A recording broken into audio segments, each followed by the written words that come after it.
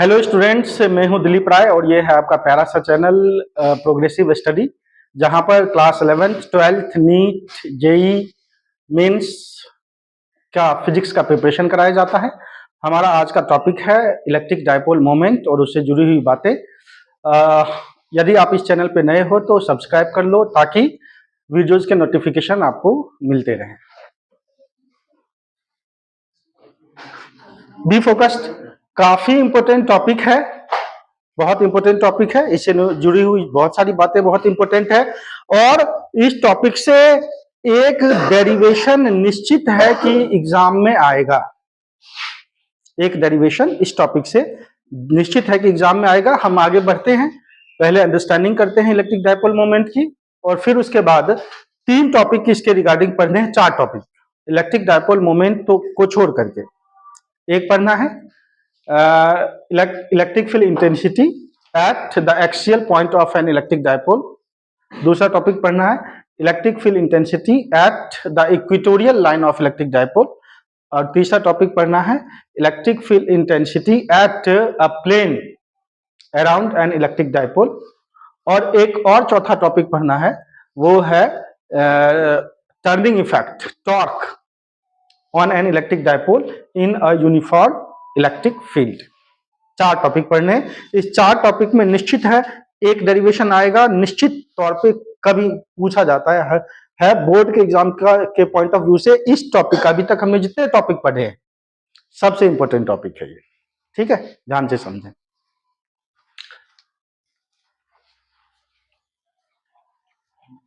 First of all electric dipole, ठीक। Electric dipole कहते हैं किसको है? डायपोल शब्द से परिचित हैं। डाय मतलब दो, पोल मतलब क्या? इसको डिफाइन अप करें कि when two equal and opposite charges are separated by a very small distance,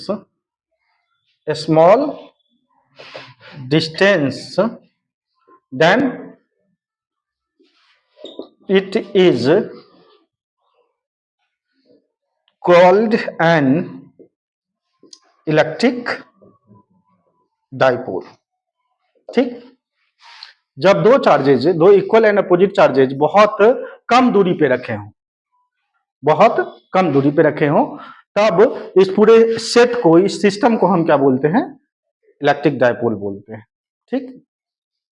मान लें, सपोज कर लें कि दो चार्ज है, एक चार्ज माइनस का और एक चार्ज प्लस का, ठीक। इक्वल है, मान लो ये Q1 है, ये Q है और ये Q2 है, तो क्या है? ये माइनस का Q ले लें और ये प्लस का Q ले लें। Q2 क्या है? प्लस का Q है और ये सेपरेटेड है एक डिस्टेंस से। मान लो इस डिस्टेंस को क्या? x, और x क्या है? बहुत छोटा है। हमेशा ध्यान रखें x जो है ना वो क्या है? वेरी स्मॉल, बहुत छोटा। जितना छोटा होगा उतना बेहतर होगा। बात समझ पाए? बात समझे, ठीक। In an ideal electric dipole, ये क्वेश्चन बन गया 1 नंबर का। In an ideal electric dipole, the magnitude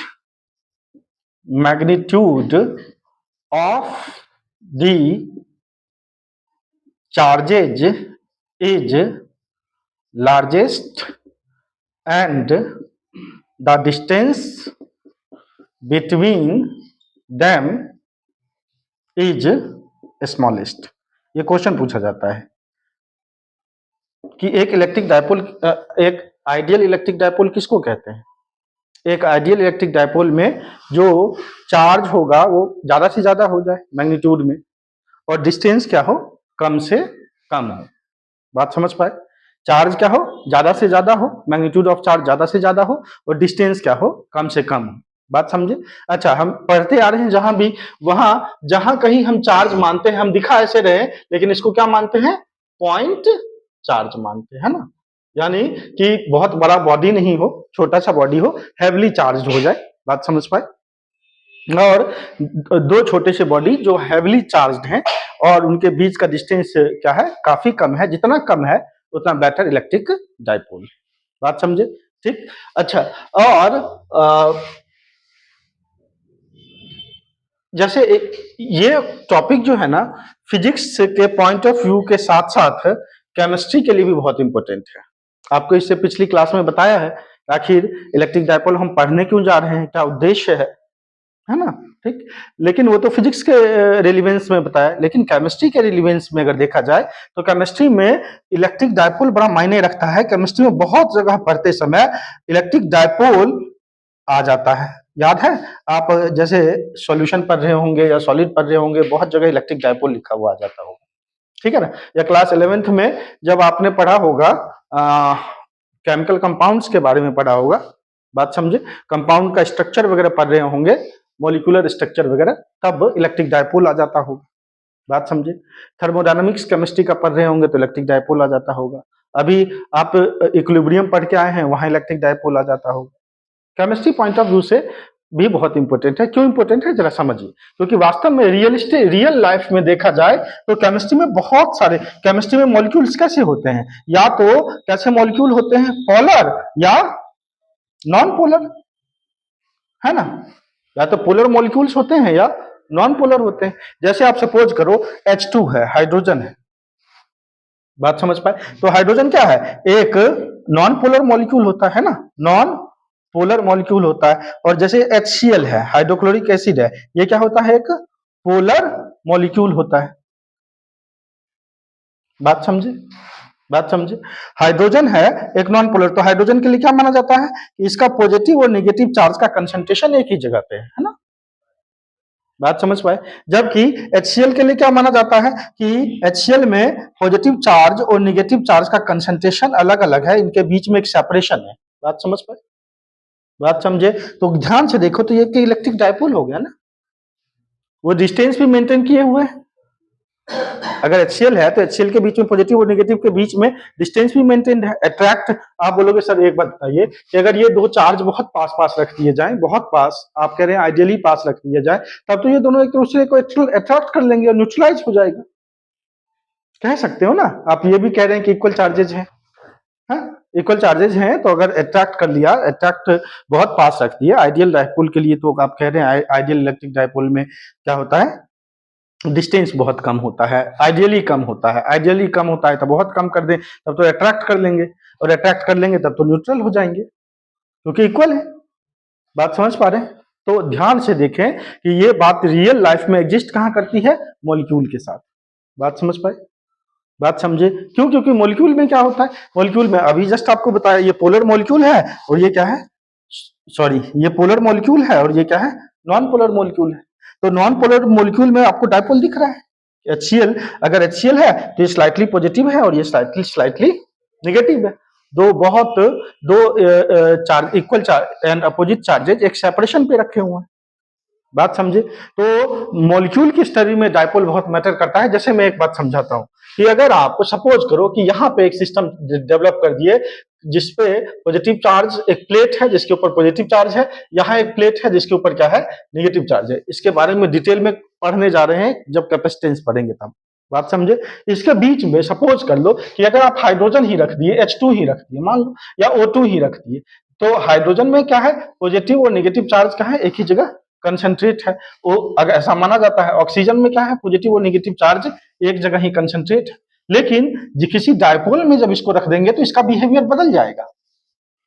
बात समझे? तब होगा क्या, तब ये पॉजिटिव चार्ज, मान लो पॉजिटिव नेगेटिव चार्ज दोनों एक ही जगह कंसंट्रेट है, ये पॉजिटिव चार्ज इस पॉजिटिव चार्ज को रिपेल करेगा और इसको क्या करेगा, अट्रैक्ट करेगा।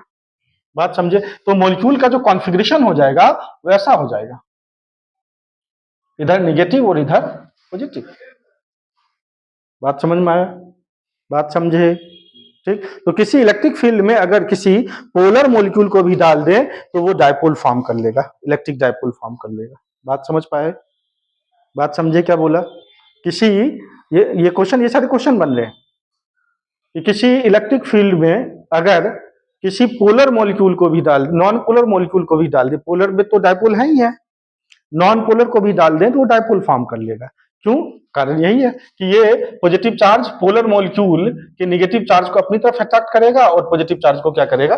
रिपेल करेगा। लेकिन इसके अंदर इसका इलेक्ट्रिक फील्ड बाहर के इलेक्ट्रिक फील्ड से अपोजिट होगा। देखो ये पॉजिटिव है, नेगेटिव है, तो ये इलेक्ट्रिक फील्ड ऐसे सेटअप होगा, और ये पॉजिटिव है और ये नेगेटिव है, तो बाहर का इलेक्ट्रिक फील्ड ऐसे सेटअप है, जिसको आगे हम पढ़ने जा रहे हैं। इसलिए यहाँ पे चर्चा करनी जरूरी थी, क्योंकि जब भी हम डाइलेक्ट्रिक्स पढ़ेंगे, कैपेसिटेंस को लेंगे, तो ये टॉपिक हमें समझ में आना चाहिए, इसलिए चर्चा कर दी।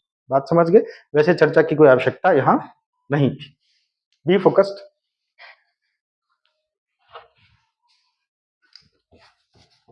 अच्छा, एक क्वेश्चन और बनता है कि किसी इलेक्ट्रिक डायपोल पे टोटल चार्ज कितना होता है?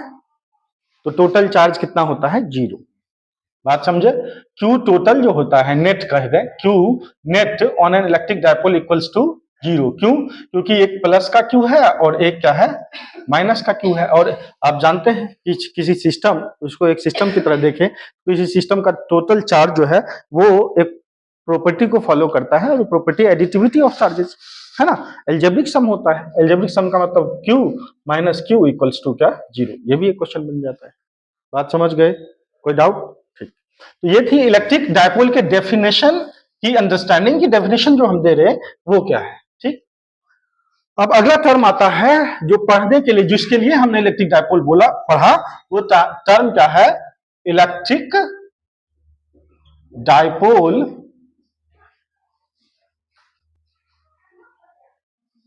साउंड तो देखे ही नहीं कि साउंड आ रहा है कि नहीं आ रहा है। जरा देखना तो शूट हो रहा है, साउंड आ रहा है।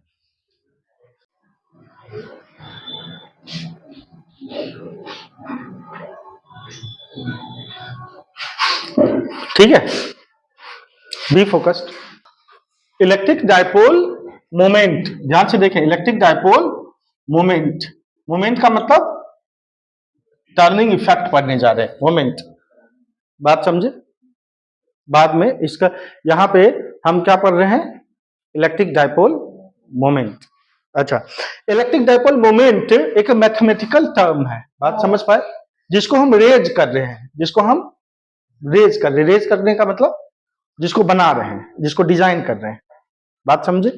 ठीक, ताकि आगे की बात हमारी समझ में आए। जैसे आपने कई सारे टर्म रेज किए हैं, आपको फील नहीं है, लेकिन आपने कई सारे टर्म रेज किए हैं, बनाए हैं, और उसके आधार पे आपने फिजिक्स को समझा है।